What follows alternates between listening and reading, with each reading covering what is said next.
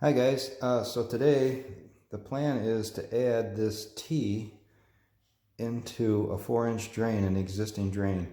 And for that, of course, it's going to be difficult to try and slide it in. So what I'm trying to do is come up with a process that will be watertight and fairly easy to assemble in the ground. So what I'm going to do is try to put some seals in the very end of this thing, and the way that I'm going to try that is I'm going to take an existing inner tube from a mountain bike, and I don't know if you can see this very well, but there's actually lines on this inner tube, part of the manufacturing, I guess, and I'm going to use those as guides to slice and make a seal down the side of this. So we'll try and get that and wrap this around a piece of drain pipe, and so I've got a telescoping way to put this assembly together in the ground. So this is the piece of rubber I ended up with. I did a quick calculation, and pi times the diameter ends up being 14.5, but when you stretch it a little bit, because you're going to want it tight around the pipe, I'm going to make it at 14.25, and two of these lines ended up working out perfectly for the width, or to start with. So it's 2 3/8 inches wide, and I'm going to make it 14.25. Well, actually a little past a quarter. I'll probably go 14. And you want to use a square for this because you want that line to be nice and straight. So I'm going to just lay it on here and then just draw the line across here and then cut it off at 14.25, and we'll start with that. So after some trial and error, I ended up coming up with this system. I used a small clamp to hold the seam of the rubber together. You can see the little seam there. I lined everything up with this green line that was already on the pipe because I want to know where the seam is going to be. I used yellow string that's been waxed, and it doesn't stretch at all, and that seemed to work pretty well. And the plan was to let this rubber flap stick out about 1/2 inch past the actual end of the pipe, and the reason for that was to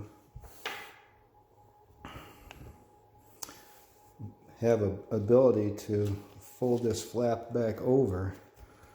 And when you do that, you're going to end up with a pretty good gasket seal here all the way around. So it's going to be a nice, good seal everywhere except the very top, and that'll even still be pretty good. And then for the actual T itself, I took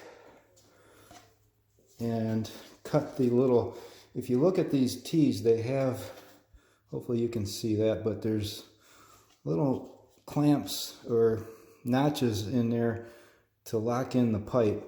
And I don't want the pipe locked in down here. I want to be able to telescope it in and out. So I took my little oscillating tool, one of these, if you have one, with a 1/4 inch bit in it. And that worked pretty well to just go ahead and remove these little things. If you don't have one of those tools, you can probably just use a hacksaw blade and just cut these little things off, and then just take some sandpaper and smooth them out. So with that done, the string that I used was, you can buy this at any home improvement store. It's the waxed string. It's not very expensive, and it's handy to have around the house. So now, with all that done, what you can do is see that you got a nice seal there, and it telescopes in and out. You can actually move it. Of course, I would line up the seam with the top here so that it'll be pretty watertight, and you can see that it's stuck in there pretty good, but yet it can move. And I'll probably just put a little olive oil on it as a lubricant, It's a food safe product. It won't hurt the environment and allow that to slide a little bit easier. So I made a second one of these little pieces that are going to go inside of the T, and same process, 2 strings down in the valleys of these grooves. I don't know if you can see that the string has a double knot, so you loop the string under twice and it'll actually stay in place better, and then loop it under twice again, so you'll end up with a much stronger knot. And then I used pliers at the very end of the strings and pulled it super tight, so that's locked down pretty good. The string won't really do anything once the thing's all assembled, so even if it deteriorates over time, it's not necessary as long as this gasket's. I also cut down the top of this piece right here. I wanted it to be further inserted into the tube as far as possible, so the rubber gasket comes right up to the seal inside the T. And this flap is actually longer. I tried an experiment just to make it a little longer, and it seems to be a little tighter, so this one was, I think, 2 3/4 inches wide from there to there. Lined it all up, of course, with the groove here. Now I also ended up putting, and you can probably see, I drilled 2 holes, 3/16" diameter holes, one on each side here, and then I took a razor knife and sliced between them, and then I also sliced down through the center, and I'll show you why this is necessary when you try and go and assemble it. So got 2 of these now, and these go into the T and they slide in. They're pretty tight. I did use some olive oil to make them slide a little easier. So there's your final assembly right there. It's pretty compact, and so you can cut up the least amount of drain from the existing drain. So now we're going to try and assemble this thing. So just to show you how the demonstration, instead of doing it outside, this will actually telescope out and slide over. Try and do this so that you can see.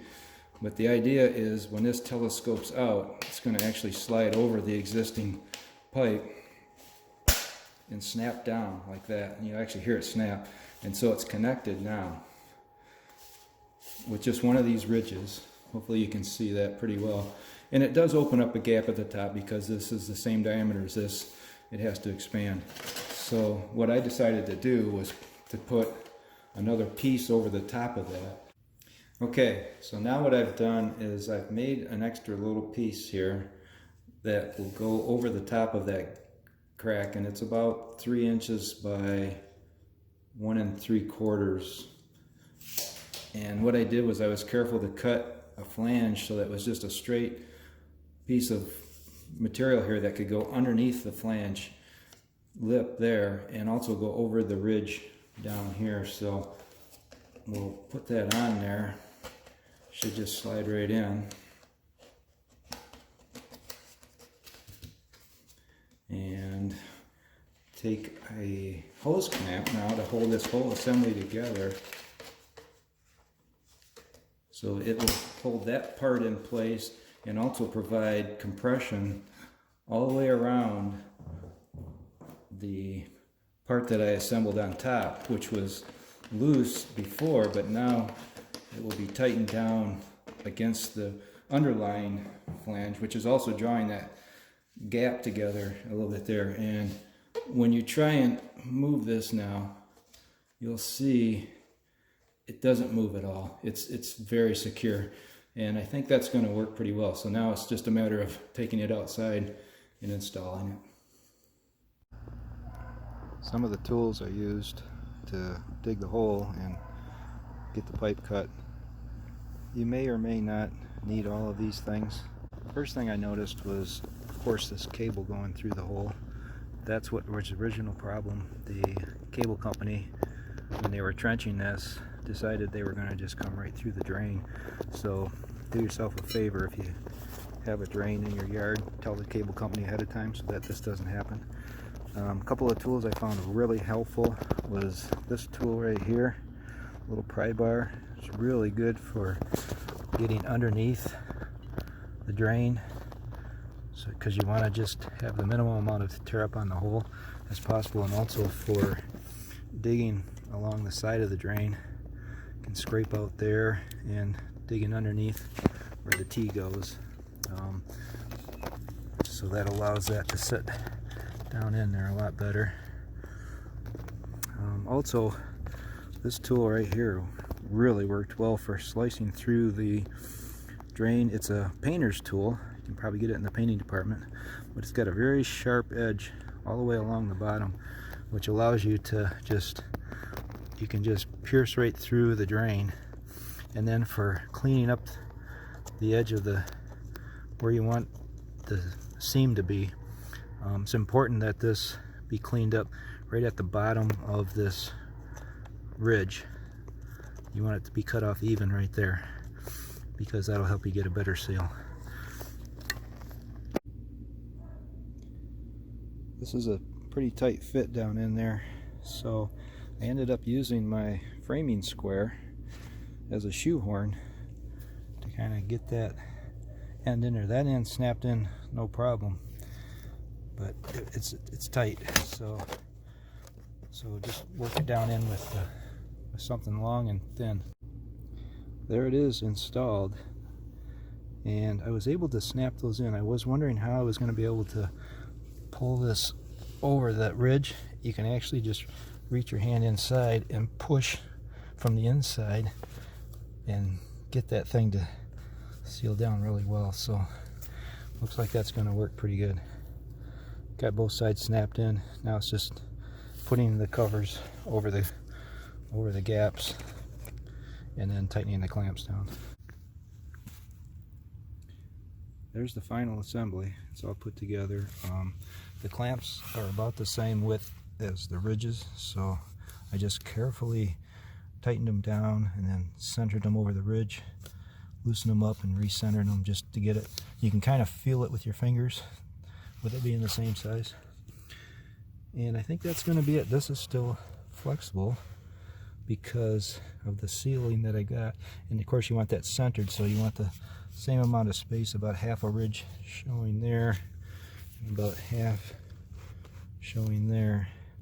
I think I am going to go ahead and put duct tape around it as well, around these areas here, because I can get underneath pretty easily, just as a little bit of insurance to try and keep that as waterproof as possible.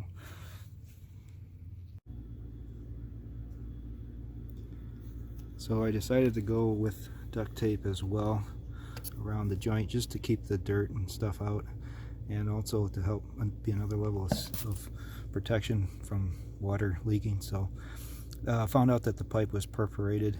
You can kind of see it there. The original pipe has perforations in it, so it's not waterproof anyway. There's no sense being really concerned about that, I guess. So what I did was I just took one of the mailers that you get in the mail as a piece of kind of cardboard, slid it underneath the pipe, and then connected the tape to that, and then you can just pull it around so that it doesn't stick on the bottom, and it'll come around, and then you can attach it at the top. There it is, all finished up. Got a piece of pipe sticking out of the T now.